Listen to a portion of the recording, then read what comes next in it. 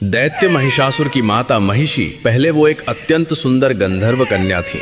बाद में वो एक भैंसिनी बनी। पहले उनकी सुंदरता इतनी अद्भुत थी कि अप्सराएं भी उनके सामने फीकी लगती थीं। एक दिन महिषी अपनी सहेलियों के साथ एक सुंदर तालाब में मस्ती कर रही थीं। सभी एक दूसरे के ऊपर पानी उठाकर हंसी ठठोली वे सब मग्न थीं। तभी महिषी की दृष्टि पास ही बैठे एक ऋषि पर पड़ी जो ध्यान मग्न होकर तपस्या कर रहे थे। महिषी के मन में शरारत सूझी। वो धीरे से ऋषि के पास जाकर जानबूझकर कीचड़ भरा पानी ऋषि के ऊपर उछालने लगी, जिससे ऋषि का ध्यान भंग हो गया। ऋषि ने जब नेत्र खोले तो उस गंधर्व कन्या की हरकत देखकर क्रोधित हो उठे।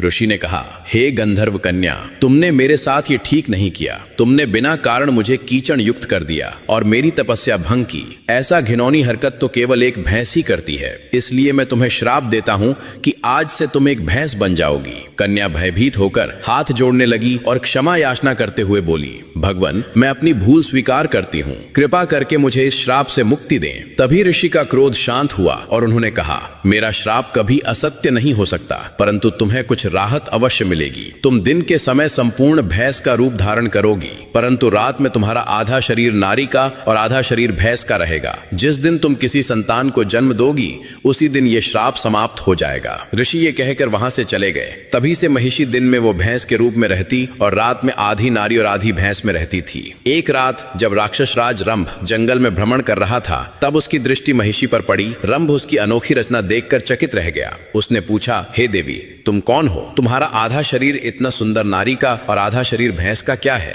महिषी ने अपनी पूरी सच्चाई राजा रंभ को सुनाई। रंभ उसकी बातों से मोहित हो गया और एकांत में उससे विवाह कर लिया। कुछ समय बाद महिषी गर्भवती हो गई। उसी बीच रंभ ने देवताओं पर आक्रमण किया, परंतु युद्ध में रंभ मारा गया। रंभ के निधन के बाद महिषी ने एक बालक को जन्म दिया, जिसका आधा शरीर भैंस का और आधा शरीर राक्षस का था। उसी कारण उसका नाम महिषासुर पड़ा। लेकिन वह अपनी इच्छा अनुसार कभी पूर्ण राक्षस का रूप ले सकता था और कभी विशाल भैंस का रूप ले सकता था। आगे चलकर महिषासुर इतना शक्तिशाली हो गया कि स्वयं माता दुर्गा ने उसका वध कर दिया। अब माता दुर्गा को अपने दिल से मानने वाले भक्त कमेंट में जय माता दुर्गा अवश्य लिखें।